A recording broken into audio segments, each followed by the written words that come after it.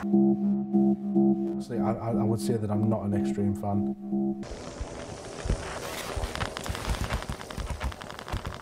So, the next time you see the P, just ask yourself, did it really affect your viewing?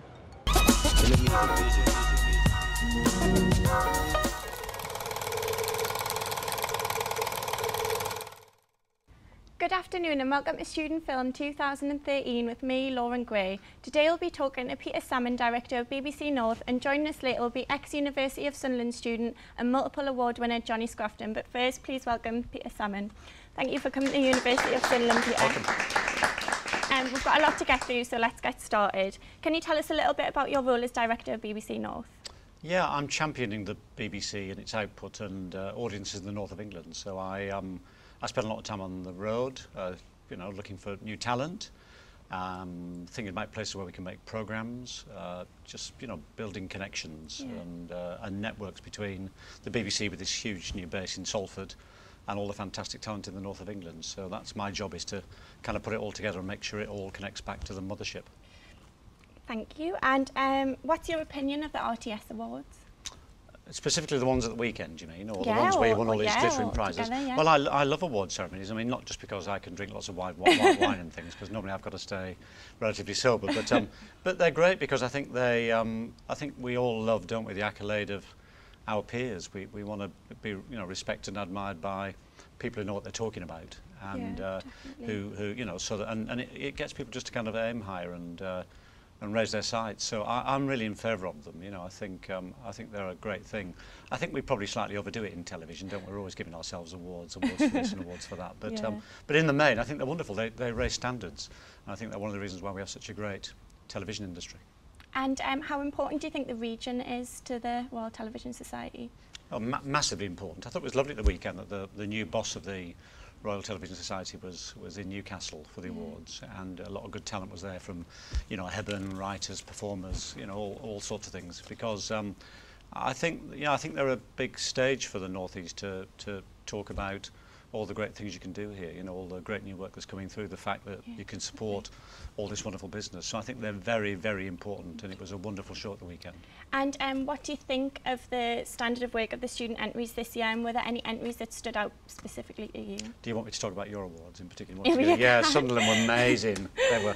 No, I thought I used to be the chairman of the student awards for years, and I did it because I just really enjoyed the, you know, the standard of the entries, the variety, the diversity, the weird, wonderful, amazing ideas that come through. I mean, there's no doubt about it. You know, in the you know, the student work and output are, you know, lots of interesting clues about, you know, great content, how people develop their careers, things that, you know, the rest of us who commission and produce programmes for the network ought to take notice of, because I think a lot of the lovely ideas, you know, come out of these awards and people's imaginations in their formative years. When I was younger, that's one of the places we spotted, you know, Nick Park. I worked with Nick Park, the animator, and you know, he won all his first awards as a student, and that's where we spotted him and developed him, and you know, with Wallace and Gromit and the BBC. That was so. You know, it can lead to some real practical, fantastic output too. Yeah, definitely. So was there one specific one that stood out at the weekend for you at all, or? I liked a lot of it. I know that I think your Doctor Who film one, that's a subject kind of close to my heart, because I'm a bit of a kind of fanatic myself, so I enjoy those characters an awful lot. So I thought that caught my eye. The one I remember back in my kind of, you know, from judging student awards days, is not one of these, was one about a guy made a great film about roundabouts in the middle of the road. He made a program called The Roundabouters, and it was just about these crazy people who preserve and conserve and celebrate roundabouts. You know, I always remember there's a great, he's really memorable for me, but he found this roundabout in the middle of Birmingham that he claimed that J.R.R. Tolkien had adopted. They called it the Tolkien roundabout. These are roundabouts, you know, with flowers and signs and things. And he reckoned that's where Lord of the Rings came from. I suppose I get a bit of a laugh, actually. I don't think it was real, but so I love just the imagination that connected J.R.R. Tolkien, his Birmingham, you know, birthplace, and these traffic roundabouts. And you know, nuggets of wonderful stuff are in there, you know. Yeah. So these are our awards. Have done quite well. They're dazzling me. Yeah. What do you think we need to focus on in the future, though? I think it's sort of back. I think I know you want to win the awards, and you want to think about what the categories need. Yeah. But I think within that, you need to probably let people express themselves a bit, and follow a few hunches. I think the lovely thing about a lot of your work, I think, is it feels like it's a real team effort. Yeah. I like the fact there's 5 or 6 people, go up for the awards. Feels like great teamwork. Feels like you've thought about all the different things you can all bring to the idea. Because a lot of great television work, I think, is the result of running and building and motivating great teams around a kind of common purpose. You want a director or a producer. Yeah, but all the other stuff that goes into making it wonderful is about brilliant creative teamwork. So I'd concentrate on building those wonderful little units of people behind a common purpose, thinking then very hard about the categories, what they need, and then in some ways just continuing still to surprise within that framework. Yeah. Do you think the BBC would commission a student production which celebrates all the students across the country, so sort of like a North versus South sort of thing? Just like a pitch.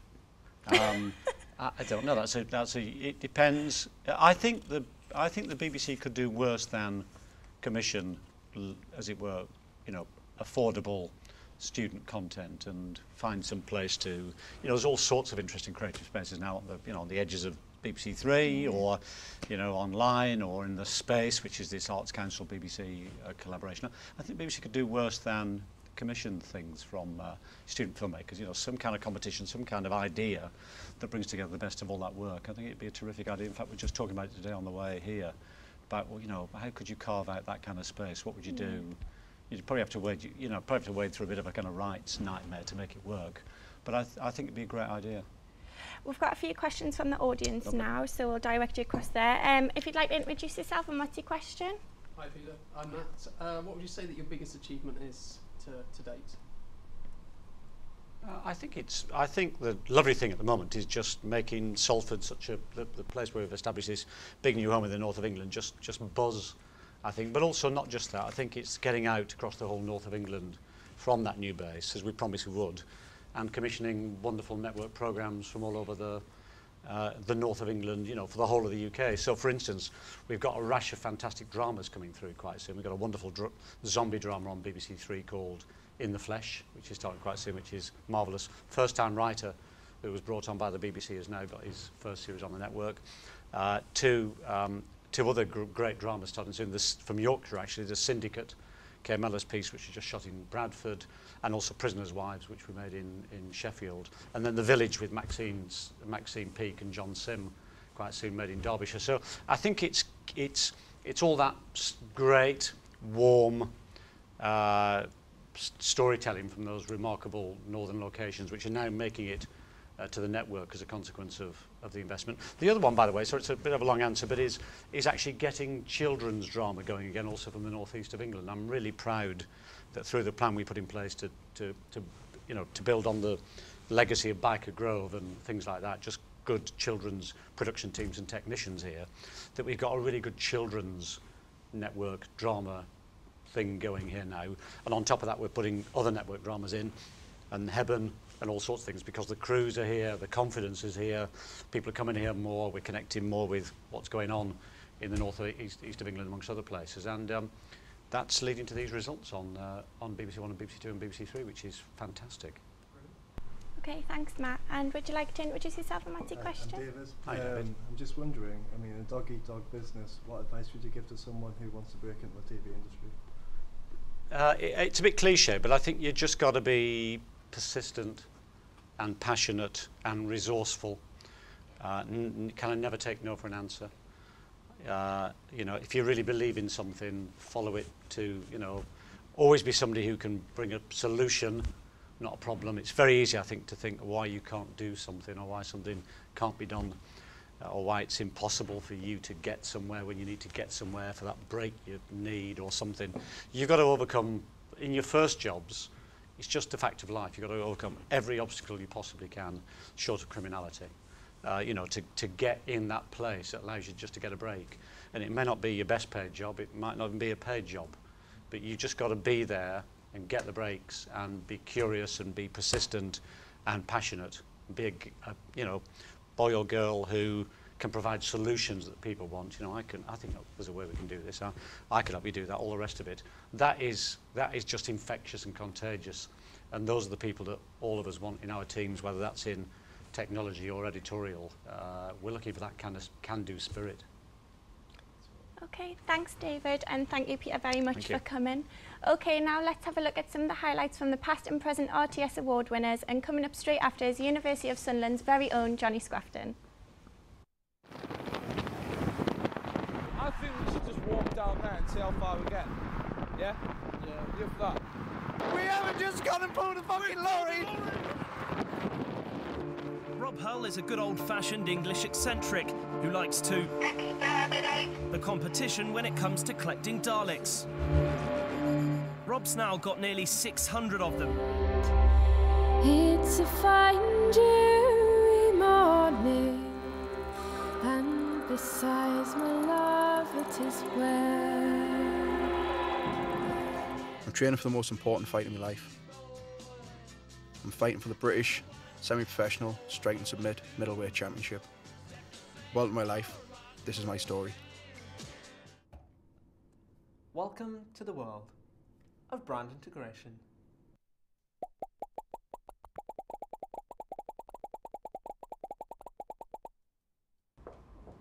So welcome Johnny. Now you've already won an ASTA award in the entertainment category for Not the News Network, and this weekend your group were also up for an RTS for Best Factual and Entertainment.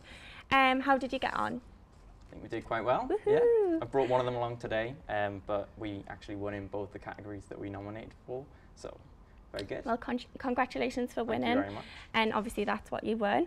I hear you get a mix of celebrities from Geordie Shore and Peter Salmon. What's that like? It's quite good actually. I mean, sadly the Geordie Shore cast weren't there, which actually could be a good thing really. Them at a party, but yeah, there was a lot of industry people, which was great. A lot of people that you would recognise from the region, from television. So it was great. It really kind of solidifies the fact that it's a proper award ceremony, and you know it's something that you should really strive for, because it's not just for students, it's for professional broadcast professionals as well. So it was great. And I bet the after party was good. It was. Yeah, it's quite strange. You kind of sit down and you have the award ceremony before you have any food or anything, so the drinks are flowing quite early.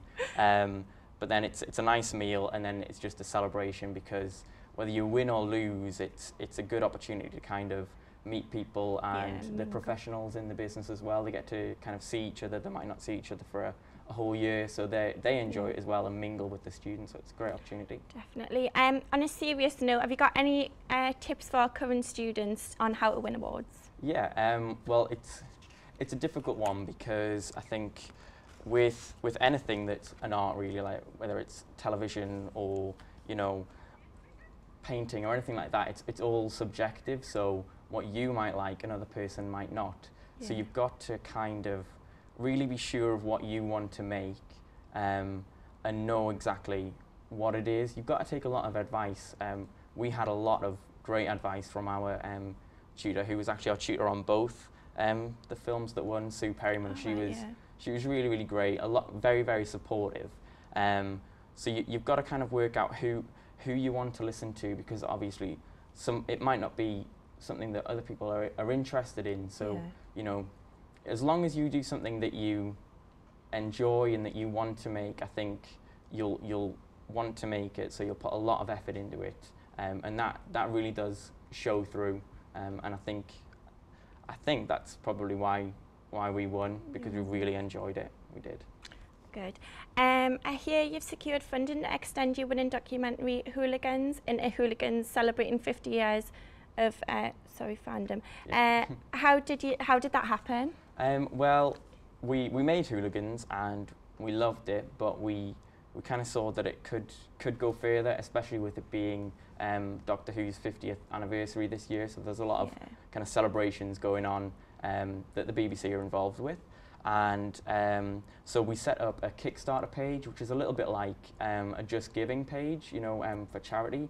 But so other people can kind of fund it, put money towards it, and it's a great tool to kind of start off with, because it's very much like pitching to a production company or pitching to a channel, because you're pitching to everyone and anyone. So you've got to kind of put forward your idea and explain all the limitations and things that could go wrong, and be very, very honest with yourself as well.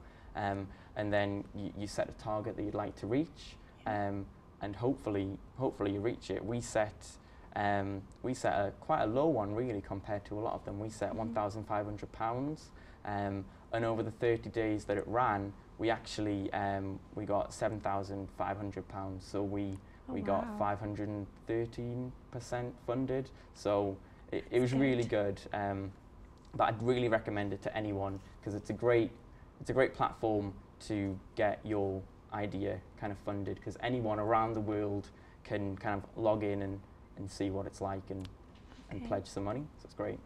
And what's next for you, Johnny? What are you gonna?